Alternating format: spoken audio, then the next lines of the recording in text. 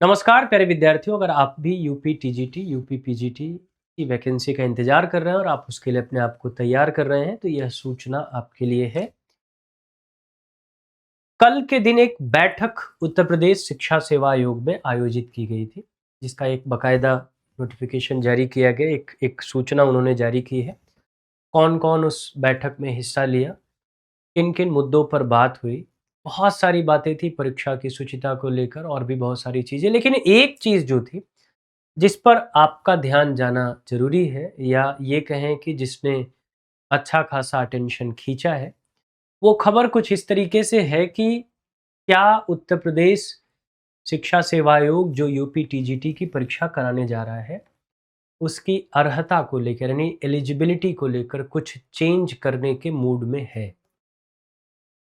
उसके पीछे का तर्क ये है कि अभी जो उत्तर प्रदेश लोक सेवा आयोग ने एलटी ग्रेड की परीक्षा कराई है, उस एलटी ग्रेड की परीक्षा में एक पेच फंसा था कि जो लोग टीजीटी की परीक्षा देकर इस नौकरी के लिए जाते हैं, एक्चुअली उनके साथ होता क्या है, उनसे 6, 7, 8 यानी 6, 7, 8 के विद्यार्थियों को भी पढ़वाया जाता है।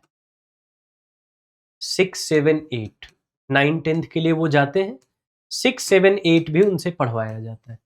अब 6, 7, 8 कहाँ आता है? माध्यमिक में आएगा, और इसके लिए सीटेट या यूपी टेट पेपर 2 क्वालिफाई होना जरूरी है, अगर आप यहां पढ़ाने जा रहे हैं तो। ठीक, सीटेट या यूपी टेट क्वालिफाई होना जरूरी है।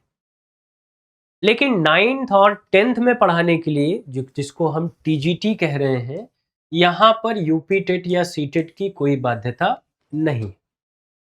एलटी में जब ये मामला फंसा था, तो आयोग ने एक शपथ दिया था कि हम जिन टीचर्स का सिलेक्शन कर रहे हैं, उनसे हम 6, 7, 8 नहीं पढ़वाएंगे, 9, 10 ही पढ़वाएंगे, जिसकी वजह से उस वैकेंसी का रास्ता साफ हुआ था।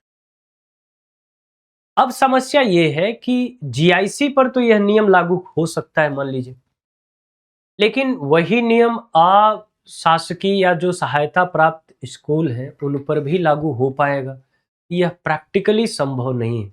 जिसकी वजह से कल एक मीटिंग हुई कि क्या टीजीटी की परीक्षा में यूपी टेट या सीटेट पेपर 2 को एलिजिबिलिटी में रखा जाए, जिसकी वजह से वैकेंसी आपकी डिले हो रही है।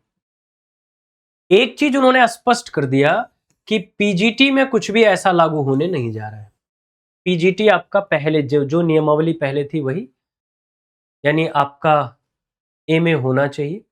अभी तक बीएड नहीं था, लेकिन अब बीएड मांगा जाएगा, ठीक है ना। एमए प्लस बीएड का कॉन्सेप्ट इस बार लगाने को सोच रहे हैं, ठीक है ना।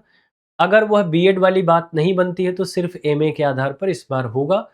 ज़्यादा संभावना ये है कि बीएड लागू होगा, या बीएड अगर लागू होगा तो एक शर्त लगाएंगे, 2 साल 3 साल का समय देंगे आफ्टर सिलेक्शन बीएड कंप्लीट करने का, एक रास्ता उसमें निकलेगा। लेकिन टीजीटी वालों के लिए क्या है, यूपी टेट या सीटेट पेपर 2 क्वालिफाई हो सकता है कि यह अर्हता आपको दे दी जाए कि आपको यूपी टेट या सीटेट पेपर 2 क्वालिफाई होना पड़ेगा, तभी आप इस वैकेंसी के लिए एलिजिबल होंगे, या बीच का कोई रास्ता निकाला जाए ताकि यह वैकेंसी फंसे ना, जिसके लिए कल मीटिंग हुई और 2 दिन का समय मांगा गया कि 2 दिन में इस पर स्पष्टता दी जाएगी।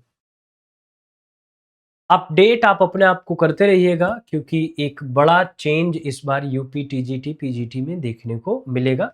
लास्ट जो मीटिंग हुई थी उसमें यही खबर निकल के आया और यह भी बताया गया कि जैसे ही यह समस्या सॉल्व होगी, आपकी वैकेंसी ओपन हो जाएगी। तो ये भी उम्मीद है कि रक्षाबंधन के बाद संभवतः नोटिफिकेशन देखने को मिलेगा, क्योंकि 1 to 5 को की जो अर्हता थी उस पर कल मुहर लग गई, उसमें अब कोई संशय नहीं है।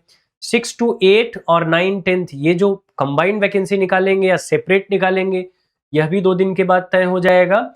और यूपी टीजीटी अगर सेपरेट निकालेंगे 6 to 8 अलग और यूपी टीजीटी यानी 9, 10 अलग निकालेंगे, तो संभवतः फिर पेपर 2 की बाध्यता समाप्त हो जाएगी। लेकिन अगर कंबाइंड निकालेंगे तो पेपर 2 की बाध्यता आ सकती है। बाकी जैसे भी अपडेट आएगी आप तक जरूर पहुंचाई जाएगी। तैयारी में अपने लगे रहिए, वैकेंसी आना तय है। ढेर सारी शुभकामनाएं।